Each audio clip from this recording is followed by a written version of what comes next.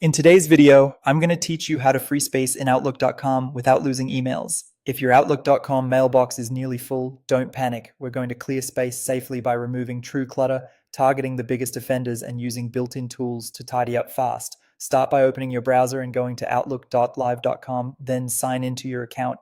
Make sure you're in the mail view so you can work through your folders and message list.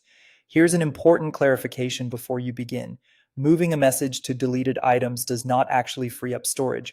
Those messages still count until you permanently remove them. So first, head to the deleted items folder, review anything you might still need, and then permanently clear it. You can right-click the folder and choose empty folder, or open it and use the empty option at the top.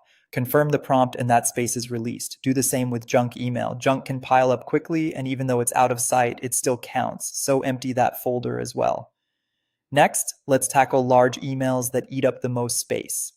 In your inbox or any folder, look at the top of the message list for filter. Click filter, then sort, and choose size with the largest messages first. This instantly bubbles up emails with big attachments. Open anything you want to review, decide whether you need the attachment, and if you're sure it's not essential, delete the email. Remember, it will move to deleted items first, so plan to empty that folder again once you're done. If you want to keep the text but not the file, consider forwarding the important content to yourself without the attachment before you remove the original message. For bulk cleanup, use Sweep. Select a message from a sender you get a lot of mail from. Newsletters and notifications are perfect candidates. At the top, choose Sweep. You'll see options to delete all messages from that sender or to remove emails older than 10 days while keeping the newest ones. Confirm your choice, and Outlook will clear those out in one go. This is a great way to reduce clutter without losing recent relevant messages. Finally, remember that Outlook.com and OneDrive share storage. Even if your mailbox looks tidy, a full OneDrive recycle bin can keep you over quota.